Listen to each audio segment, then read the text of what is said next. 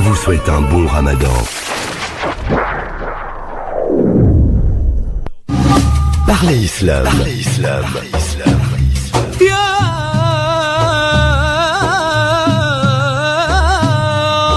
Parlez Islam pour répondre à vos questions, vos interrogations et vos doutes dans la mesure du possible en direct live. Parlez Islam pour mieux le vivre dans notre société. Parlez Islam sur France Maghreb 2 spécial Ramadan avec vos questions que vous pourrez poser dans un instant bien sûr sur France Maghreb 2 de 19h à 20h au 08 92 23 99 50 avec ce soir le professeur Sami Abslam. Bonsoir professeur, salam alaikum.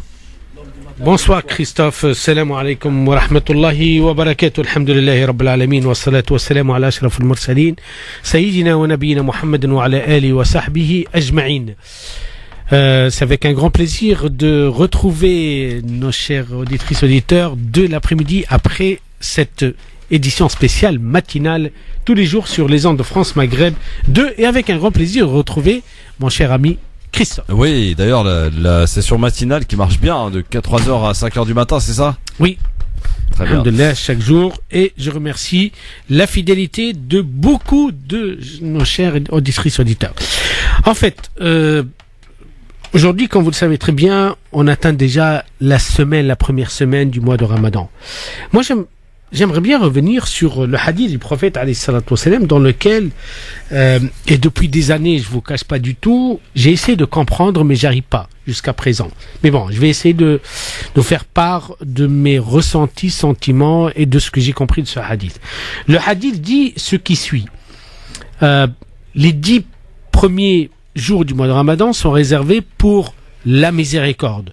Les 10 deuxièmes jours du mois de Ramadan sont réservés pour le pardon et les 10 derniers jours du mois de Ramadan sont réservés pour l'affranchissement de l'enfer. Donc là, on voit très bien, du point de vue pédagogique, le prophète alayhi salatu wassalam, il a découpé le mois de Ramadan en 3 parties. Première partie 10 jours, deuxième partie 10 jours et troisième partie 10 jours, comme ça peut-être 9 puisque on peut avoir un mois de 29. Mais pourquoi le prophète alayhi salatu wassalam, dans ce hadith, il y a question qu'il réserve des valeurs universelles, humaines, spécifiques, qui ont un rapport avec les 10 premiers jours, 10 deuxièmes jours et les 10 derniers jours. J'ai essayé de comprendre un peu le sens, la signification et l'enseignement. Lorsqu'on parle de l'Ashr al-Awa'il min Ramadan et Ashrun al-Rahma, les 10 premiers jours du mois de Ramadan sont réservés pour la miséricorde. Comme si notre démarrage du mois de Ramadan, notre début du mois de Ramadan, et pendant les 10 jours, on doit commencer par sentir, ressentir et ressortir cette valeur qui est la miséricorde, qui est le fait d'avoir un sentiment noble, sain, et surtout des émotions d'entraide et d'amour, surtout lorsqu'il s'agit de la miséricorde. Donc, est-ce que aujourd'hui, après une semaine, parmi nous, il y a des personnes qui se sont retrouvées ou qu'ils ont trouvé la miséricorde dont parle le prophète alayhi salatu wassalam en eux ou pas? C'est ça la question que j'aimerais bien poser. Et lorsqu'on parle du pardon, c'est vrai que la miséricorde conduit au pardon. Donc on a 2 valeurs sûres pour qu'à la fin du mois de Ramadan, que Rabbi subhanahu wa ta'ala, le jour dernier, lorsqu'il y a le jugement et que on a du mal à s'en sortir, on a du mal à être parmi ceux qui vont être pardonnés, et parce que nous avons jeûné un mois de Ramadan, là, nous avons la certitude que Rabbi subhanahu wa ta'ala pourrait, avec sa miséricorde, mais avec certitude, qu'il peut nous empêcher, nous priver de l'enfer pour aller au paradis. Vous savez, la question du jour dernier, c'est une question qui échappe complètement à la raison humaine et que personne n'a le droit d'intervenir. Personne n'a le droit de savoir qui va aller au paradis, qui va aller à l'enfer. C'est quelque chose qui est réservé qu'au Créateur Allah subhanahu wa ta'ala. Donc, vivons la miséricorde pendant les 10 premiers jours du mois de Ramadan. Essayons d'investir, essayons de cultiver la miséricorde qui a une partie en nous. Je vous rappelle le hadith du prophète alayhi salatu wa sallam, le plus exceptionnel, extraordinaire, qui disait que le Créateur a fait descendre sur terre une partie, c'est 1/100 de la miséricorde, et 99% sont réservés pour le jour dernier. Ça veut dire que toute la miséricorde, le sentiment qu'on le voit chez cet animal, chez les insectes, chez les plantes, dans tout ce rapport de miséricorde, nous avons la certitude, nous, les croyants musulmans, qu'effectivement, aujourd'hui, pour contrer la guerre, pour pacifier nos rapports, pour qu'il n'y ait plus ce décalage énorme entre les plus pauvres et les plus riches, pour qu'il n'y ait plus ce décalage énorme aujourd'hui entre les opprimés et entre les opprimants, la miséricorde, c'est la solution aujourd'hui que nous proposons à toute l'humanité pour que le monde sera demain meilleur. Rahma, la miséricorde, c'est quelque chose de très important, parce que lorsqu'on voit la barbarie avec laquelle vivent beaucoup de gens aujourd'hui, lorsqu'on voit cette violence extrême de la part de beaucoup de personnes aujourd'hui, on se pose la question sur la nécessité, sur le besoin de revenir à la miséricorde, sur aussi la diffusion et sur aussi rendre la valeur de la miséricorde comme une valeur sûre pour toute l'humanité. Une humanité sans miséricorde, c'est une humanité barbare. Taqabbalallahu minna wa minkum ajma'i. Merci professeur Samir Abslam, toujours en forme, hein, professeur, le matin, le soir, vous êtes là, hein, au top évidemment. Samir Abslam pour répondre également à vos questions, pour vous accompagner, donc tous les jours sur France Maghreb 2, de 3h du matin à 5h, oui, 3h du matin. Il ne profite pas de son sahol. Non, il est à votre service, messieurs, dames. Il est, il en profite un petit peu aussi quand même, hein, Samy. Alhamdoulilah, alhamdoulilah, je profite beaucoup, pour être clair, honnête. Vous prenez beaucoup de hasanet, en tout cas, là, pour ce mois sacré du Ramadan. Mais surtout, en fait, c'est un grand plaisir, en fait, de partage, puisque, depuis plus que 14 ans, je dis tout le temps que l'émission Parler Islam, c'est une émission de partage. On n'est pas là pour enseigner, on n'est pas là pour présenter comme si nous détenons le savoir. Pas du tout. C'est pas la philosophie de cette émission Parler Islam. Parler Islam, c'est une émission de partage entre nous, chers auditrices et auditeurs. Oui, absolument. Alors, si vous avez des questions maintenant à poser au professeur Samir Abslam, vous avez 2 numéros de téléphone à votre disposition, le 01 40 33 9000 ou le 08 92 23 99 50 pour poser votre question où que vous soyez en France. Ou ailleurs d'ailleurs, n'hésitez pas à nous appeler pour poser toutes vos questions au professeur Samir Abslam, qui est là pour vous répondre, vous orienter, vous aider à passer au mieux ce Ramadan. Des petites questions bien sûr qui peuvent être toutes simples, comme des questions un peu plus compliquées. Il n'y a pas de langue de bois, sans tabou. On répond à toutes les questions. 01 40 33 9000, 08 92 23 99 50 avec le professeur Samy ce soir, en ce vendredi soir, avant le long week-end de la Pentecôte, mon cher ami Samy. Ah oui. Ah oui, c'est long week-end. Là. Lundi c'est férié, beaucoup de gens qui vont profiter de ces 3 jours de Ramadan. D'autant plus qu'on a un peu de chance, cher Samy. Oui. Ça y est, à partir de demain, la température va baisser, on va être bien, on va respirer, 21, 22 degrés, c'est parfait. Voilà, on a en tout cas connu la chaleur, ça semble se terminer pour l'instant. Alors, moi, si tu permets Christophe, c'est que il y a une maman qui m'a envoyé un SMS dans lequel je vais dire la question telle qu'elle m'a été posée. Je suis une maman de 3 enfants. Mon aîné de 19 ans me cache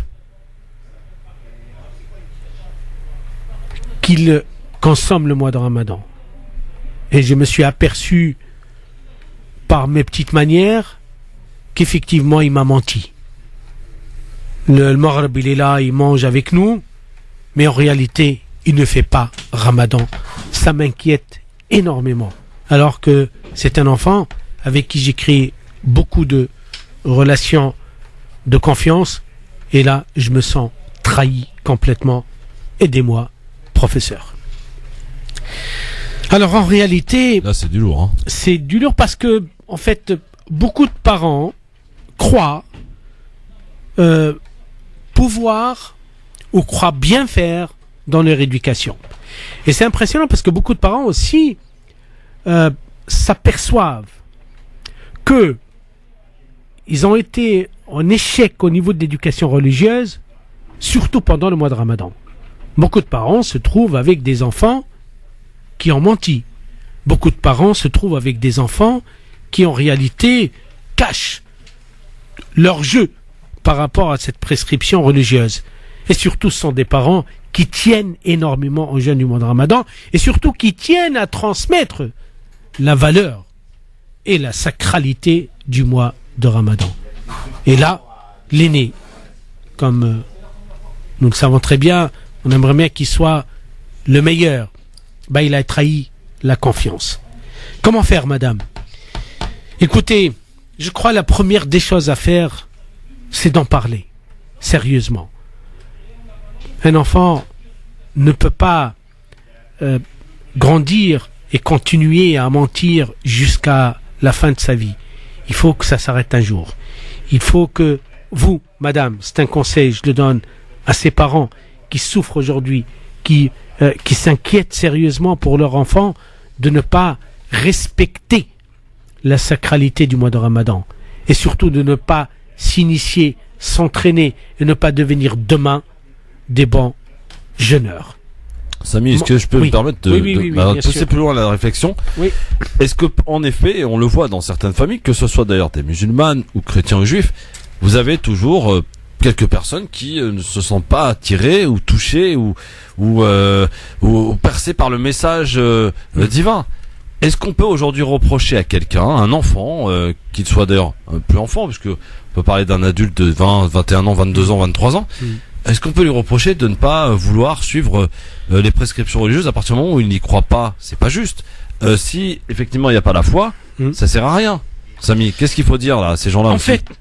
En réalité, moi j'aimerais bien poser la question autrement. Ça veut dire que un enfant ne peut pas grandir sans éducation. Ça n'a aucun sens.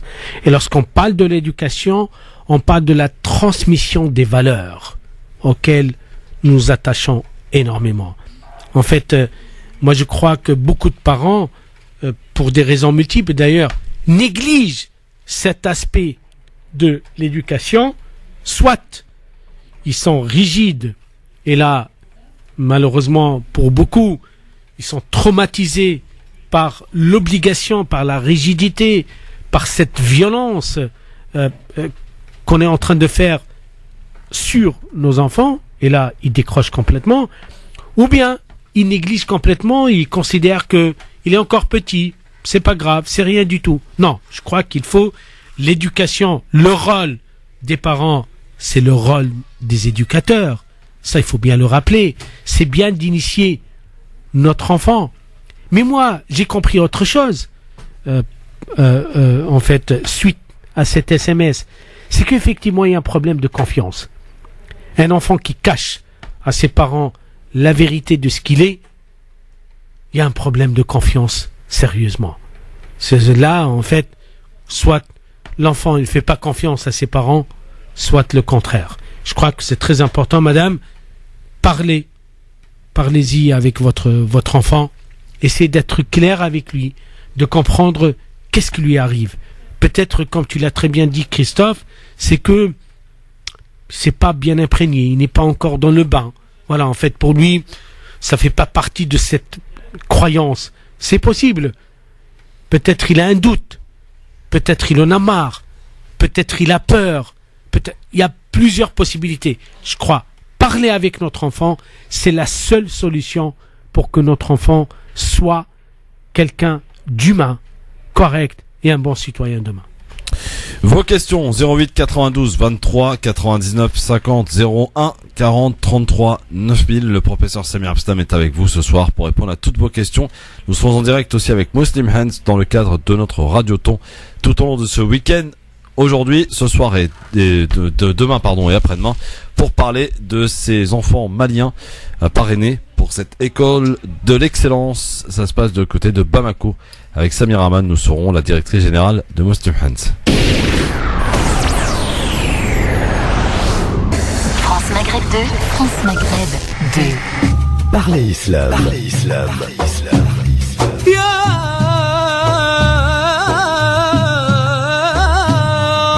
Parlez Islam pour répondre à vos questions, vos interrogations et vos doutes dans la mesure du possible en direct live. Parlez Islam pour mieux le vivre dans notre société. Parlez Islam sur France Maghreb 2 avec ce soir le professeur Samir Abslam qui est avec vous et qui répond à toutes vos questions et ce jusque 20h 08 92 23 99 50 pour poser toutes vos questions. Ça va être le cas d'ailleurs tout de suite d'une auditrice qui nous appelle. Bonsoir madame. Oui, bonsoir, salam alaikum. Salam alaikum, je vous écoute madame. Voilà, donc j'ai deux questions et si Christophe est d'accord, j'en aurai une troisième. C'est Samy qui doit être d'accord ou pas. Je vais faire vite. Allez-y. Voilà, donc la première c'était voilà ce matin donc après Salat Subh, voilà, je sentais quelque chose dans ma bouche, je savais pas si c'était un reste de nourriture ou pas et j'ai été volontairement négligente, j'ai dit bon c'est pas grave, j'ai comme avalé ma salive et je voulais savoir si ça avait rompu le jeûne ou pas ou est-ce que je dois rattraper. Bon, je me suis dit je sais pas ce que c'est mais j'ai avalé, j'ai été négligente. D'accord, très bien. Donc non, je vais être bref, clair avec vous, madame. Vous inquiétez pas. Vous allez continuer votre jeûne et ne plus refaire. C'est-à-dire, en fait, il faut quand même, si on sent quelque chose, il faut mieux le rattraper. D'habitude, je le fais, puis là, je me suis dit, je m'embête pas, j'ai avalé, puis voilà. Voilà, c'est la raison pour laquelle, là, c'est bon, vous continuez votre jeûne, vous avez rien à rattraper, tout marche, Inch'Allah, et vous aurez toute la récompense. Mais, dorénavant, pour vous, pour toutes les personnes, lorsqu'il y a quelque chose dans la bouche, on aimerait bien cracher, et si on avale, vous inquiétez pas, quelque chose qui est resté. Parce que là, on ramène pas quelque chose de l'extérieur vers la bouche. C'est ça ce qui est interdit, ce qui rompt le jeûne. Tout simplement. D'accord. Et même le fait que j'avais cette intention-là, c'est-à-dire que je savais que ça pouvait être un aliment, et que j'ai comme volontairement avalé, est-ce que c'est ça qui me trotte dans la tête? Ne vous inquiétez pas du tout, madame, parce que c'est quelque chose qui est déjà dans la bouche. C'est pas la même chose. En fait, ce qui est interdit, c'est lorsque je ramène quelque chose de l'extérieur. D'accord. Les règles. Okay. Oui. Voilà. Et donc deuxième question, c'était donc c'est pas sur le Ramadan, c'est le cas d'une famille, par exemple des parents qui ont une fille qui est tombée enceinte hors mariage et qui voudraient la contraindre à donner l'enfant à l'adoption. Sinon, donc si elle ne le fait pas, ils sont prêts à la mettre à la porte. Donc je voulais savoir est-ce qu'ils ont le droit de faire ça, qu'est-ce que peut faire la fille en question, en sachant que le père supposé ne veut pas reconnaître la paternité. Ouais. Voilà. Et j'ai une troisième, je sais pas si c'est possible ou pas. Non, en fait c'est possible, mais la deuxième elle est très compliquée. D'accord. Par contre, il y a des principes. Je vais répondre globalement, généralement. Oui. En fait, tout d'abord, je crois qu'elle est majeure vaccinée. Donc elle est responsable de ce qu'elle fait. La deuxième, les parents, ils ont le droit sur leur fille. Ça veut dire que les parents, ils peuvent dire, nous, on n'accepte pas, c'est leur droit, on peut pas discuter là-dessus. Après, qu'est-ce qu'il faut faire? Il faut trouver une réconciliation entre les deux pour que les choses soient très bien. Parce que moi, là, je pense uniquement, je pense à l'enfant, je pense pas aux adultes. L'enfant, il a besoin d'être reconnu par son père. La deuxième des choses, il aimerait bien avoir sa famille, ne pas être un fils adoptif alors qu'il a sa maman avec lui. Il y a quelque chose qui fonctionne pas du tout. Donc, aux parents, la première des choses, c'est penser à l'enfant. La mère doit penser à l'enfant. Ça, c'est un principe fondamental parce qu'il n'est pas responsable de ce qu'a fait sa maman ou son père. Voilà, madame. D'accord. Et donc la troisième question, c'était pour des gens qui sont propriétaires de plusieurs appartements qui louent à des locataires et ces locataires ne payent pas et ils prétendent, j'insiste bien sur le mot prétendent, qu'ils n'ont pas les moyens, donc ça dure depuis très très longtemps, des années.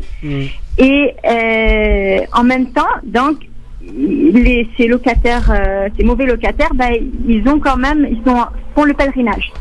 Donc les propriétaires qui sont aussi musulmans se posent la question, est-ce que c'est logique à la fois d'un côté on paye pas son loyer on refuse de quitter le logement et en même temps, on a de l'argent pour aller faire le pèlerinage. Alors, je voulais savoir, est-ce que un pèlerinage qui est valide pour ces mauvais locataires-là? Voilà ma question. Vous savez, moi, je trouve pas le lien d'abord entre aller au Hajj et ne pas payer son loyer. Je trouve pas. J'ai du mal à trouver le lien. Par contre, je suis plus que certain que lorsqu'il y a un contrat, il faut être fidèle à son contrat. Lorsqu'il y a un loyer à payer, c'est une obligation de payer ce loyer. C'est ça ce que j'ai compris de ma religion musulmane. Le reste, j'ai pas compris. Et j'aime pas comprendre parce que c'est très compliqué aussi. Je crois que là, le problème, c'est que le propriétaire, il va mettre tout sur le dos. Ah oui, ils ont fait le Hajj, etc. Je dois chercher aujourd'hui, est-ce que ils ont le droit, ils ont pas le droit, est-ce que le Hajj est valable? Ça n'a aucun sens. Et d'un autre côté, ces locataires doivent de l'argent aux propriétaires. Tout simplement. Voilà, madame, pour vos 3 questions. J'espère qu'on a, Samir Abdeslam, en tout cas, répondu parfaitement. Merci beaucoup, en tout cas, chère madame. 08 92 23 99 50. Mon cher Samy, professeur Samir Abdeslam, nous sommes en radioton qui a démarré depuis 15h tout à l'heure pour aider. Si on pouvait juste fermer la porte du studio, ça serait bien. Donc pour aider les enfants qui sont dans une école de l'excellence à Bamako au Mali. Ils sont au nombre de 70. L'objectif est de les parrainer. L'objectif aussi est de récupérer un certain montant pour acheter un bus pour pouvoir les emmener à l'école, mais aussi pour pouvoir finir les travaux. La directrice de Muslim Hands France est avec nous, Samira Aman. Bonsoir. Bonsoir Christophe. Alors, où en est-on là, 4 heures après ce lancement de ce radioton? Est-ce que ça bouge un peu, Samira? Alors, ça bouge un peu, alors timidement, mais on a eu, Dieu merci, des appels. Donc, une personne déjà qui a souhaité faire un don pour le car scolaire. On a une personne, un futur parrain, qui a voulu aussi parrainer un enfant malien. Il y a eu des personnes qui ont souhaité recevoir une enveloppe timbrée pour envoyer leurs dons, mais ils ont voulu laisser la surprise. On saura par la suite pour quel projet exactement, en tout cas parmi les trois challenges qu'on s'est donnés pour le Mali cette année. C'est pour ce mois de Ramadan en tout cas. Alors là, il faut mettre le cap, là, il faut mettre l'accélération, messieurs dames, pour y aller, parce que c'est important, parce que ces enfants méritent aussi d'aller à l'école dans de bonnes conditions, et ils peuvent, grâce à vous, en tout cas, pourront peut-être y aller.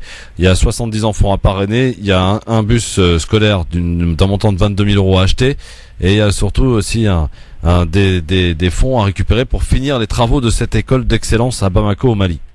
C'est ça. En tout cas, les auditeurs, on pense, en tout cas, même au niveau de Moussimans, j'ai encore mes collègues au bureau, sont les donateurs, en tout cas, et les auditeurs sont très attentifs à ce radioton.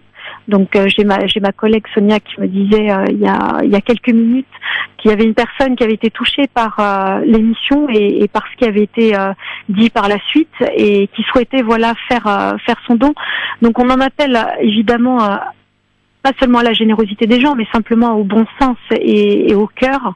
On sait très bien qu'on est dans un mois qui est béni.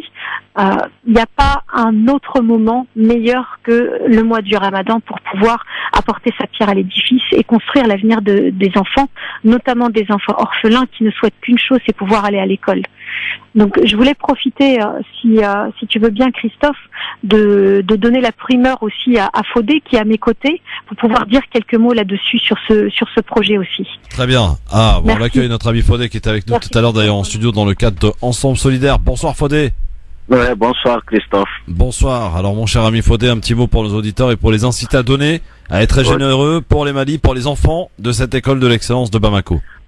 Tout d'abord, on remercie ceux qui ont déjà commencé les gestes et puis nous espérons bien que d'autres vont suivre. Comme on l'a dit, effectivement, grâce aux donateurs, nous sommes parvenus à commencer la construction d'une grande école pour les enfants orphelins à Bamako. Et depuis 2014, donc la première promotion elle est rentrée l'année dernière. Aujourd'hui, nous avons des orphelins qui sont inscrits, qui ont commencé à étudier, mais qui ne sont pas encore parrainés. Donc, nous sommes donnés comme challenge, comme j'ai dit, je suis venu en personne, n'est-ce pas, pour parler aux donateurs, effectivement, montrer que nous avons aujourd'hui un besoin de parrainer 70 enfants qui sont déjà inscrits. Et nous avons aussi, ces enfants ont de la difficulté à aller à l'école, comme on l'a dit. Donc, nous nous sommes dit qu'on va chercher un car scolaire pour leur permettre d'aller à l'école tranquillement et en toute sécurité. Effectivement, parce qu'ils marchent 2 à 3 kilomètres et puis au bord de la route. Donc, dans n'importe quelle condition, ils sont là en train d'aller à l'école. Donc, nous nous sommes dit que quand on aura un car scolaire, ça va quand même nous permettre de résoudre ce problème. Et aussi finaliser la construction de l'école. Il nous reste un budget de 75 000 euros pour boucler les 200 000 euros. Donc, voilà. Donc, le car scolaire, il a 22 000 euros. Nous espérons bien que, voilà, d'un moment à l'autre, on va boucler le budget et puis annoncer la bonne nouvelle à tous nos donateurs et que nous allons ensemble continuer à aider ces enfants qui sont dans des situations très difficiles. Merci beaucoup Fodé, merci beaucoup, c'est très utile en tout cas. Merci beaucoup Christophe, merci. Bonne soirée. Alors juste avec Samira pour un dernier appel ce soir, il y en aura d'autres évidemment tout au long de ce week-end pour ce Radioton avec Medjahed et dans les différentes émissions demain avec Besma, etc. Samira, oui, comment fait-on là maintenant tout de suite là, soyons pratiques, ludiques, on veut donner, on veut participer, on veut agir, comment on fait? Alors comment on fait? C'est simple, il y a un numéro de téléphone, le 01 49 48 05 05, 01 49 48 05 deux fois, le site internet www.muslimhands.fr et un autre numéro de téléphone pour la région PACA sur Marseille qui est le 04 91 112 112. 04 91 112 112, 01 49 48 05 05, www.muslimhands.fr. On compte sur vous, messieurs, dames. On a jusqu'à dimanche pour remplir ces objectifs. Merci beaucoup, Samira. Merci, Christophe. Sahaf Touroukoum à tous. Merci beaucoup. À bientôt. Bonne soirée. On reparlera évidemment de ce Radioton tout au long de ce week-end. Samira qui est avec nous de l'Île-de-France. Bonsoir, Samira. Oui, bonsoir à vous. Bienvenue. Merci, c'est gentil. Le professeur Sami vous écoute pour votre question, ma chère Samira. Merci, c'est gentil. Voilà, salam alaikum, professeur Sami. Je vous écoute, madame. Voilà, moi j'appelle dans un premier temps, c'est pour ma sœur qui elle a un grave souci au niveau du côlon, qui malheureusement l'empêche de faire le jeûne, puisqu'elle a un traitement lourd qu'elle doit prendre 3 fois par jour, obligatoire à des heures fixes en plus. Elle voulait savoir comment est-ce que qu'elle paye au fur et à mesure, puis le rattraper après. Enfin, on ne sait pas du tout au fait. Oh, c'est simple. Hein. Moi, je crois que la meilleure des solutions, c'est que elle doit payer pour chaque jour manqué l'équivalence de 5 €. Allez, et ça marche. D'accord. Tout simplement. Parce que c'est un traitement quand même qui non, madame, peu importe le traitement, ça la concerne que elle uniquement. Le Coran, il est très clair. Celui qui est malade est dispensé de jeûne. Et pour faire une compensation, soit on rattrape les jours d'hiver, etc. Ça reste une dette. Mais pour moi et la majorité des savants musulmans, il vaut mieux aider les pauvres. Et là, elle sort de la nourriture, en fait, un repas pour chaque jour manqué pour un pauvre. Sinon, elle donne de l'argent pour une mosquée, la mosquée qui va s'occuper pour nourrir et faire participer des pauvres, des nécessiteux. Voilà. D'accord. Ok. Et j'ai aussi une petite question pour Sœur Sami qu'on vous pose tous les ans parce que je vous écoute tous les ans. Cette fois, ça concerne moi, c'est parce que je suis enceinte de plus de 7 mois et pareil, j'ai un petit traitement à côté qui ne me permet pas non plus de jeûner. Donc, votre question? Pareil, la question, en fait, j'ai donné une sadaqa, j'ai aidé ma mère avant le début du jeûne, dans laquelle j'ai nommé que c'était ma dette, au fait. Mais je voulais savoir si c'était bon ou pas. C'est pas bon, madame. D'accord. Avec les parents, ça marche pas, madame. Entre frères et sœurs, oui, mais avec les parents, ça marche pas du tout. Donc là, vous allez devoir, encore une fois, nourrir une personne. En fait, vous vous arrangez, soit un petit repas, soit vous donnez un peu d'argent pour une mosquée, selon le nombre de jours que vous allez rater. Tout simplement. D'accord, mais même si ma mère est dans le besoin, ça marche pas. Madame, entre enfants et parents, ça marche pas du tout. C'est un devoir. Ça ne marche pas du tout. Ça peut pas être compté. Ni zakat al-mal, ni zakat al-fitr, ni aussi le monde de la compensation qui est pour le mois de Ramadan. Ça marche pas du tout. Par contre, frère et une sœur, c'est possible, mais pas un parent. Ah oui, entre frères et sœurs, il n'y a aucun problème, madame. Les parents, non. D'accord. Voilà. Okay. Merci beaucoup. Bon courage. Bon courage à vous, Samir, en tout cas. Merci beaucoup pour votre appel et votre question. 08 92 23 99 50. Il reste peu de temps. Oui, ça passe très vite pour cette émission. Parler Islam ce soir, spécial Ramadan. En mon cher Samy, 7e jour de Ramadan. Ça y est. On a presque fait la première semaine, là. On l'a faite. Demain soir, oui, on l'aura faite, oui. Absolument. Donc, franchement, voilà, on a eu tous les temps, on a bien, voilà, ça a bien géré. J'espère que tout se passe bien pour vous. On va prendre un appel au standard 01 40 33 9000. Bonsoir. Oui, bonsoir. Bonsoir, monsieur. Bonsoir, Omar. Vous nous appelez d'où? De la Courneuve. De la Courneuve. Très bien, on vous écoute, Omar. Alors, deux petites questions. Par rapport au salat al-witr, professeur, en fait, vous savez, pendant le mois du Ramadan, après le Tarawih, ils font salat al-witr ensemble à la mosquée. Effectivement, oui. Et moi, je voulais savoir si par exemple j'ai envie de rentrer chez moi et de faire tahajjud, prière surrogatoire la nuit, est-ce que je fais le witr avec eux ou est-ce que je le fais ensemble ou est-ce que je fais tout seul? Ça, je voulais savoir. Alors, le witr, on peut pas le faire deux fois. Donc, dans ce cas-là, vous le faites pas avec eux, vous partez, et chez vous, lorsque vous avez des petites, en fait, vous le faites et ça marche. Voilà. D'accord, donc je fais par exemple mes prières surrogatoires. Exactement, et après, à la fin, vous clôturez par le witr. Effectivement. D'accord, ok. Et le prophète alayhi salatu wassalam, il a dit dans un hadith, la witrani fi laylatin wahida. On peut pas faire de witr dans une même nuit. Parce que le witr, en fait, ça clôture la prière. Voilà. Ah ouais, d'accord. Ok.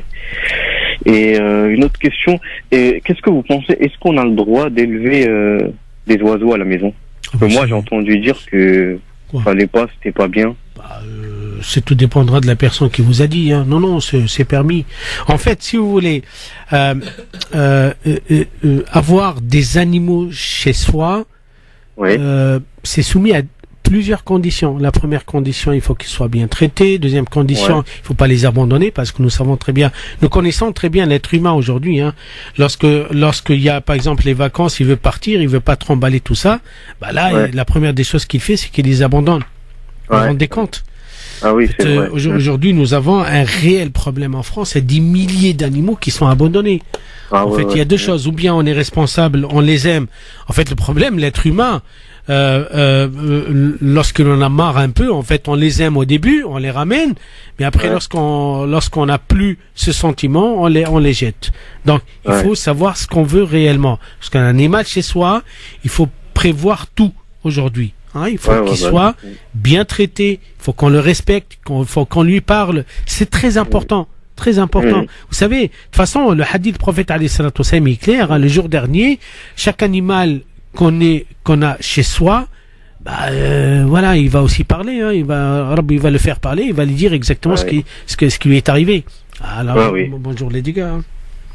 Mais si on les prête à quelqu'un le temps des vacances, ça marche pas. De toute façon, on va pas entrer dans les détails. L'essentiel, qu'il soit pas abandonné. Maintenant, quand c'est que quelqu'un il vient le surveiller de temps en temps, etc. Parce que malheureusement, vous savez, un animal, il est très affectueux. Et le fait de l'abandonner, il peut mourir facilement. Hein. Ça, on le sait. Hein. Voilà. Donc, faites attention. Merci Omar. Ok, quelques doigts pour moi, cher professeur. Ya Rabbi ya Karim, ya Rabbi sahel lek, akhi, Allah sahel lek. Pour vous et pour toutes les personnes qui nous écoutent, on a tous besoin de doigts. Wallahi al-Azim, ce mois de Ramadan, c'est le mois des doigts. Si on rate, il y a un problème. Ah oui. Allez-y. C'est vrai, la rupture de jeûne, il faut faire, c'est ça? La rupture, là où on est, tant qu'on est jeune, tant qu'on est en état de jeûne, nous avons la certitude que le doigt, il passe directement. C'est comme ça. Voilà, parce qu'on est en état d'adoration, en fait. Ouais, c'est ça. Voilà. Allah yasahlu yassalaam. Merci beaucoup Omar, à bientôt et bonne soirée. 08 92 23 99 50. 01 40 33 9000 pour nous joindre en direct. Samy, le matin c'est plus tranquille hein. Hein, le matin vous êtes tranquille, vous êtes personne dans le studio. Non, alors là c'est vrai que les gens ils se demandent mais comment je fais. Wallahi c'est simple. Je mange très bien, je gère très bien. Et bien on est tranquille, il y a en fait si tu veux l'ambiance elle est sereine. Tout est bon. Vous emmenez tout à manger et tout? Ah oui, obligé, c'est normal. C'est marrant parce que vous nettoyez bien. Hein. Aucune trace. Hein. Rien. Parce qu'il faut dire aux auditeurs, faut leur dire la vérité. Non, moi je prends la place dès que j'arrive plus tard, donc après Samy. Ça j'ai appris de ma mère, de ma mère, Allah yarhamha. On ne voit aucune trace. Un nouvel appel tout de suite au standard. Allô, bonsoir. Oui, bonsoir monsieur. Bonsoir madame, quel est votre prénom? Zina. Zina, vous nous appelez d'où Zina, s'il vous plaît? Alors dans le 77. Très bien, on vous écoute ma chère Zina. Alors, ça fait plusieurs jours là que j'ai des grosses migraines. Là, j'ai commencé le jeûne du mois de Ramadan. Le premier jour, j'ai réussi à le faire. Le deuxième jour, je l'ai raté. Je l'ai coupé parce que j'en pouvais plus. Voilà. Et là, je souffre encore. Là, bon, je suis en période de congé. Et là, demain, je sais pas comment faire pour les autres jours. Si jamais je commence mon jeûne et j'ai cette douleur atroce, vraiment atroce, et je sais pas quoi faire en fait. Et madame, écoutez, alors nous avons des certitudes, que le jeûne, effectivement, il peut retarder une guérison ou bien il peut provoquer une maladie. Ça, on le sait très bien. Et les personnes qui ont ce qu'on appelle des antécédents, c'est-à-dire que déjà, ils ont la migraine et surtout la migraine. Et je profite, madame, pour vous, pour toutes les personnes qui m'écoutent aujourd'hui, nous avons des certitudes que plus que 80% des causes de migraine sont psychologiques et non pas organiques. Juste pour vous, ça, oui, je le dis comme ça, pour les gens ils se trompent pas. Donc pour vous, dans votre cas, vous avez tout à fait le droit de vous considérer comme une personne malade qui peut être dispensée du jeûne du mois de Ramadan. Tout simplement, madame. C'est pas, vous savez, c'est pas une philosophie. J'ai des choses, j'aime pas les dire, mais quand même, j'assume mes paroles. Donc, pas d'inquiétude, pas de culpabilité. Soyez certaine que effectivement, si votre santé, je dis pas le jeûne, attention, si votre santé ne vous permet pas de jeûner, vous ne jeûnez pas, tout simplement. D'accord. C'est vrai que j'ai été très anxieuse. Il suffit que je pense à une mauvaise chose et ça monte au cerveau et j'ai essayé de me soigner. Ça allait un peu mieux et là depuis j'ai des migraines. J'ai tellement mal que j'ai du mal à faire des vraiment yarbi. Non. Madame, je crois que nous devrions remettre les choses en place. Le jeûne du mois de Ramadan est réservé à ceux qui sont en bonne santé. Tout simplement. Est-ce que je peux essayer de le faire et après essayer de rompre ou c'est peut-être... Wallahi, entre nous, madame, je crois que vous êtes dans l'obligation de voir un bon médecin, excusez-moi les médecins, un bon médecin pour d'abord voir un peu l'effet réel de est-ce que ça provoque ou est-ce que ça aggrave ou est-ce que ça retarde. C'est ça. Le médecin lui a dit, je suis comme ça, de toute façon, oui, vous devez prendre. De toute façon, je peux même pas tellement, même le médicament, il me fait pas. Non, mais je sais, madame, parce que c'est plutôt plus qu'organique, c'est autre chose, madame. Bon, bref, moi, je crois, madame, pour vous, aujourd'hui, pour que vous soyez tranquille, wallahi, moi, j'ai une autre piste. C'est la piste de alterner. Ça veut dire que vous faites une journée, là, vous sentez très mal, pouvez pas du tout. De toute façon, la migraine, subhanallah, elle se déclenche. C'est plus que ressenti qu'autre chose. Vous voyez très bien. Mais lorsque ça attrape. Allah ya'afina jami' inshallah. D'accord. Donc, essayez de gérer par vos propres moyens cette migraine par le jeûne. Ça veut dire que là, par exemple, je sais pas, demain, vous dites voilà, dans ma tête, Allah, je vais pas jeûner. Vous voyez un peu. Si ça vient, dans ce cas-là, que vous êtes obligé de rompre le jeûne, attention, rompre le jeûne, ça veut dire que ça va calmer ma migraine. Ça va pas amplifier les douleurs de la migraine qui sont insupportables. Grâce à Dieu, j'ai pas la migraine, mais je connais des personnes qui ont la migraine, et là, vous savez, c'est comme s'il y a quelqu'un qui tape sur la tête, hein, ouais, voilà, en fait, c'est insupportable. Donc, je crois que c'est très important à ce que vous, aujourd'hui, vous associez le médical, vous associez votre psychique aussi, c'est très important, et vous gérez cela. Ça veut dire quoi? Ça veut dire que si jamais vous dites, moi, j'arrive plus, ou j'arrive pas, ou c'est impossible, vous avez le droit de rompre le jeûne et de vous mettre en état de non-jeûneur. C'est votre droit total. Voilà. Là, je vous ai donné les éléments. C'est à vous de gérer maintenant. D'accord. Bonne soirée à vous, madame. Merci de votre appel, en tout cas. Au revoir. Terminé ce soir, dites donc, ça y est, c'est déjà l'heure. Voilà. Il est 49, là. Sérieux? Ah oui, on n'aura pas le temps de répondre à une question, ça, en 3 minutes, c'est pas possible. Okay. Même pas parce que j'ai une petite question. Ah bah alors vas-y, allez-y, SMS. Alors, salam alaykoum, question, un rapport avec le jeûne des filles qui ont leurs règles de plus en plus jeunes. On arrive juste de recevoir un message du collège qui nous demande d'être vigilants car il y a beaucoup des enfants qui sont fatigués, qui ont fait des malaises au collège. Oui, d'accord, ok. Oui, en fait, des adolescentes qui ont des règles de plus en plus jeunes et qui font donc par conséquent le ramadan de plus en plus jeunes et qui ont du mal à tenir, quoi. C'est ça. Je suis un peu sceptique là-dessus, mais bon, en fait, ce qu'il faut d'abord, ce qu'il faut savoir, c'est que la jeune fille qui a ses règles n'a pas le droit de jeûner, ça Donc, je crois que le problème est réglé. D'un autre côté.